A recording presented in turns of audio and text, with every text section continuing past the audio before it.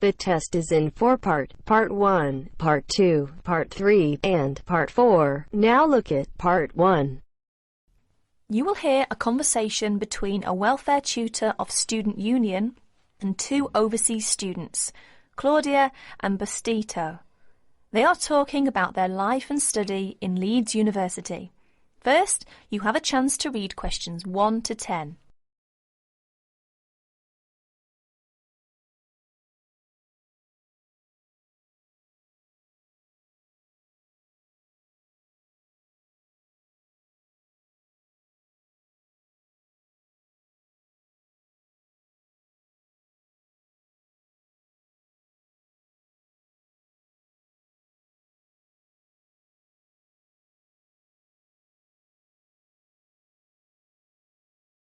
Now listen carefully and answer questions 1 to 10. Excuse me, is this Welfare Office of Student Union? We've wandered outside for a long time. Yes, this is the Welfare Office. We're students from Architecture faculty. Our Professor Thompson asked us to come. Ah, yes. Where did you live when you first came here? I went to the student hostel. It has a big lounge, recreation room, and most important, I don't have to cook for myself. How is the food there? Do you like English food? It is too bland, but healthy. You can't complain too much when you study abroad. Yes, right. Oh dear. How were the local students? To be frank, it is difficult for me to make many friends with British students. They're rather reserved and cold, not friendly. They seem to keep themselves. Oh, it is a pity. Well, how about the academic courses in the architecture faculty? Well, I'm doing my master's degree in this department. All right. How are you finding your courses? I really love my work. I did pretty well. I've enjoyed the courses, but the lecturers are very busy, and you hardly have contact with them. Well, that doesn't sound good. What is your suggestion to improve your course? Well, in my opinion, I think it is advisable to have regular meetings with lecturers. For example, once a week or a fortnight. Regular meetings. That sounds great. Thank you, Claudia. We will come back to you in a minute, and then we will ask Batisto. Batisto, are you from the Philippines? Manila, to be exact. And how did you feel about the Leeds University when you first came here? Interesting. It is an interesting place. The city is beautiful. Everywhere is green and lush. It is very cool in summer. I like summer here, but the winter is awful. The drizzle is terrible. Everywhere is cold and wet. How about your accommodation? Do you like it? Well, at first I lived with a family. They are friendly. They have twins. They are of the same age as me, and we all like soccer very much. However, it is noisy and difficult to study. Oh, I see. 2 months ago, I moved out of the family and now live in the student dormitory with another 3 students. It is much cheaper. They are very friendly, and I like to live there. And what about your courses? Do you like it? I am doing my bachelor degree. Apart from language difficulties, how do you find out about your studies? Well, but... Yes, go on. The main difficulty for me is that the computer centre closes so early, and it is always busy and crowded. Students are fussy about it. It is very difficult for me to practice my work. You are not the only person in that position, but can you reserve the computer room? No, we cannot, but it would help if we could reserve the computer time. Yes, I'll look into that and see if we can improve the things over there. Now let's go back to... You will have 30 seconds to check your answers.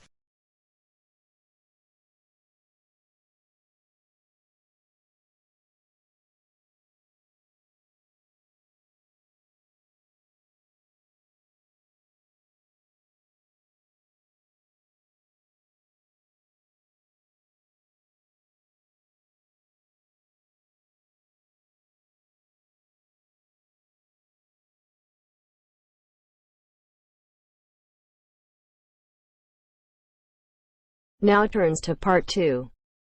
Listen to the guided tour commentary and answer questions 11 to 20.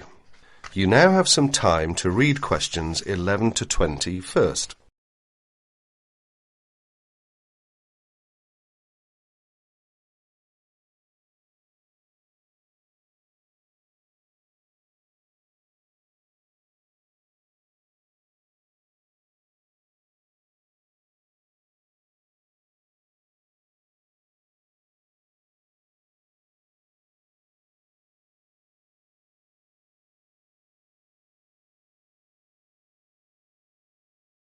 Welcome to the library tour. We'll begin our tour of this level of the library here at the entrance. Then we'll go in a clockwise direction. So, first of all, over here on the left, next to the entrance, is a touchscreen information service. These computers can be used at any time to get general information about the library and how it works. In front of the touchscreen information service are the catalogues. As you can see, it's a computerized catalogue system and it's very easy to use. The catalogues are linked up to the other libraries at the university, so make sure you check which library a book is in when you are trying to locate a particular item. Next, along here on the left, we have the circulation desk for borrowing and returning books. The returns area, the place for returned books and other items, is at the end of the circulation desk, near closed reserve. Closed reserve, as most of you probably know, is a collection of books that are in high demand, so they are on restricted circulation. If a book is on closed reserve, you can only borrow it to use within the library for 3 hours at a time. Over there in the corner are the shelves for newspapers. The library has an extensive collection of local and international English language newspapers. They are kept on those shelves for 1 month and then stored elsewhere. As we continue on our tour, around to the right, this large central section is the reference section. Reference texts cannot be borrowed for use outside the library. They must be used within the library. All these shelves in the centre of this level are the reference section. Now, the stairs here on the left lead to level 2 only. On level 2 are most of the law books. To go up to the other levels of the library, you have to use a lift. Beside the stairs are the restrooms for this floor. Now, as we walk around this corner to the right, this large room on the left is the Audio-Visual Resource Centre. You can come here if you wish to listen to a tape or watch one of the library's videos. Next to the Audio-Visual Resource Centre is the Photocopying Room. There are 15 copiers for student use, and we've recently added a colour copier. The system for copying uses cards, not coins. You can buy a photocopy card from the technician in charge of the photocopying room, or from the information desk if he isn't here at the time. On our right, these work tables are for student use, especially for small groups to work together, or you and your colleagues can use the conference room, which is that small room there next to the lockers. You can work on group projects in the conference room without disturbing anyone, and there's a conference room on each level of the library. The round desk in front of the lockers is the information desk. If you need help using the catalogues, or you need to organise a loan from another library, the information desk is the place to come. And finally, here, beside the exit doors, these 2 shelves contain current magazines and journals.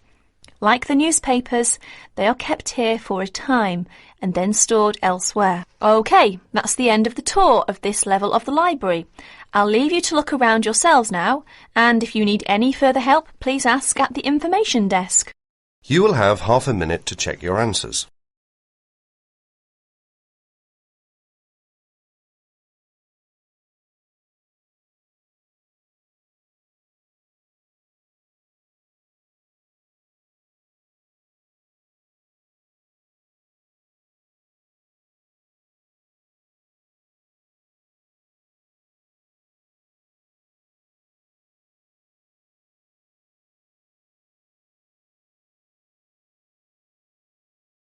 Now turns to part 3. Mr. Jackson, who feels that he is physically unfit, is consulting with his doctor about his health condition. Before you listen to their conversation, you have a chance to read questions 21 to 24.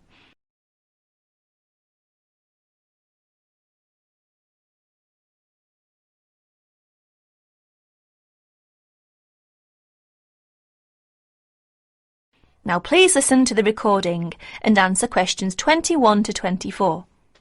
Well, Mr. Jackson, the first and important thing I have to tell you is that there is really nothing seriously wrong with you. Physically, that is. My very thorough re-examination and the analyst's report show that basically you are very fit. Yes, very fit. So, why is it, Doctor, that I'm always so nervy, tense, ready to jump on anybody? My wife, children, colleagues.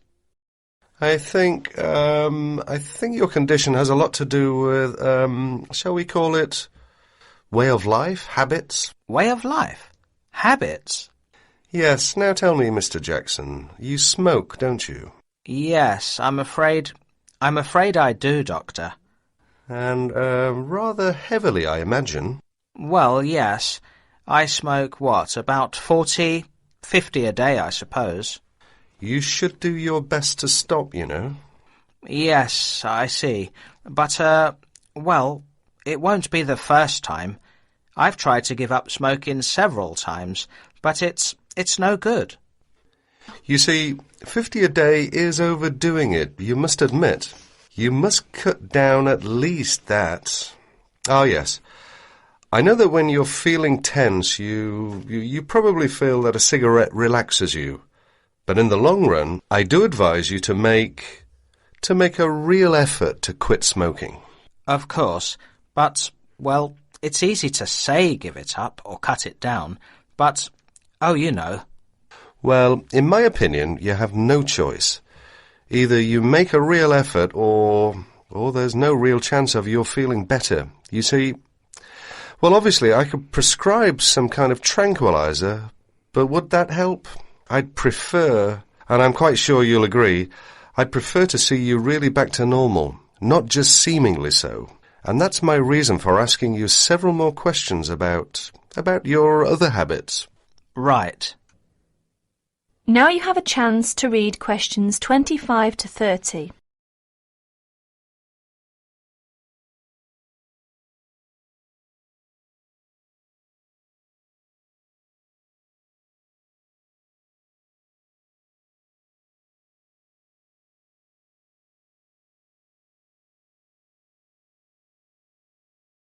As you listen to more of their conversation, answer questions 25 to 30.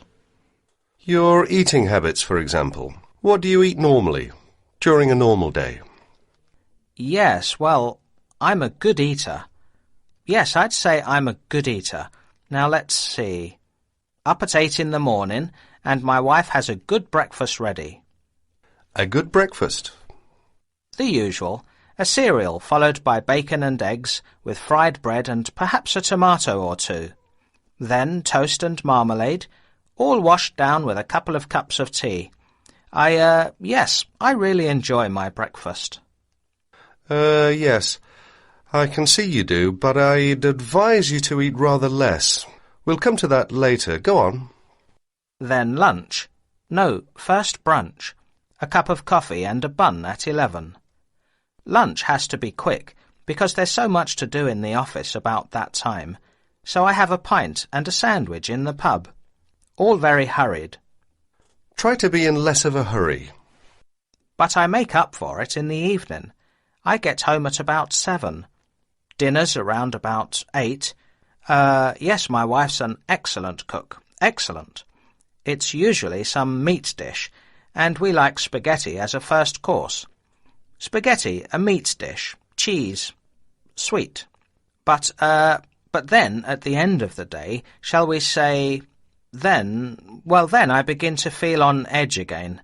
Most evenings after dinner we read or watch TV, but I get this terrible feeling of tension.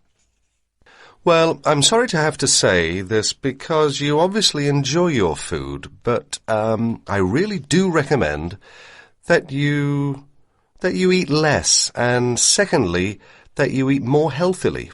Instead of having that enormous breakfast, for example, try to be content with fruit juice and some cereal. I see, but 11 says right. Well, that's all right, but lunch should be more leisurely. Remember, your health is at stake, not your job. As for dinner, I'd advise you to eat a soup, perhaps, with a salad. A salad followed by some fruit. But my wife's cooking. Is superb, granted. And she probably enjoys preparing delicious meals for you. If you like, well, I'll have a word with your wife. No, that won't be necessary. Thanks just the same, Doctor, but no. You now have 30 seconds to check your answers.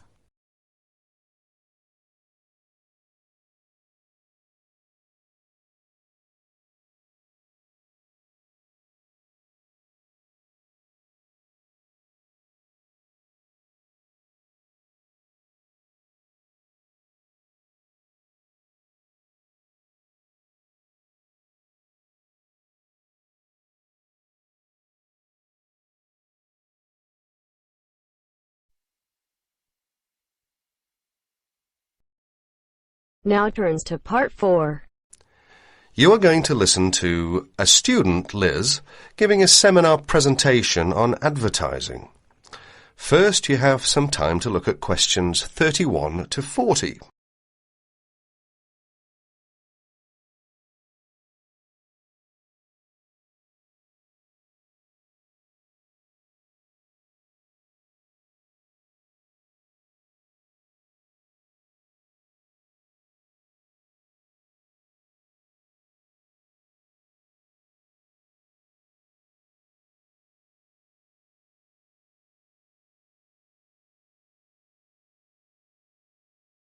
Listen to the talk and answer questions 31 to 40.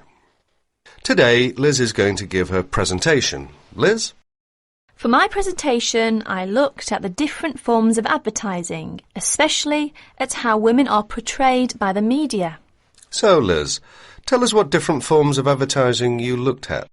As you can see from the outline on the screen, I looked at a wide variety of different medias, including billboards, television ads, newspapers and, of course, the internet. Oh yes, I almost forgot. I also looked at films. And what was your main finding? Well, I've brought some samples in to show everyone, which I hope will make it a little clearer. But first of all, I'd like to take a look at this first advert, which is from, believe it or not, a popular women's magazine. Now, even though this is a women's magazine, as you can see, women are portrayed in what we might call a submissive role. That is to say, that they are always the ones doing the housework, going shopping or caring for the baby. In fact, you may notice that most adverts concerned with household products, such as cleaning materials, as well as food and baby items, are generally directed at women. Another thing you may notice about the women is that they are nearly always very slim and beautiful, even middle-aged women. None of them are ever shown to be poorly dressed or to be overweight. So, Liz, how are men normally portrayed in these adverts? Well, if you take a look at the next picture, which is in fact from the same magazine, you will notice that men are seen to be strong, powerful and in charge. They give the image of being in charge, being the ones who make the decisions. And generally, they are dressed either in sports clothes, showing their prowess or fitness, or a business suit, which serves to depict their social status. You mentioned that you also looked at films. Do these same images apply to the movie industry? Yes, they do indeed. And again, I have some images to show you. This time, however, I've arranged the pictures so that you can see clearly the different roles that men and women play in the films. Notice, first of all, that it is the man who is in charge. He's the one driving a big, luxurious car and constantly contacting the office on his mobile phone. Now, if we look over here to the women, we see she is subservient to the man. She's his secretary, in fact. And if we take a look at her office, we see it's shared by other women and open to the public. In contrast, her boss's office, who is the man of course, has a very large, spacious office all to himself. And if the woman wants to enter, she first has to get his permission. That is to say, she has to first of all knock at the door and wait until he invites her to enter. However, if the man wants to talk to the woman, he simply picks up the phone and requests her attention.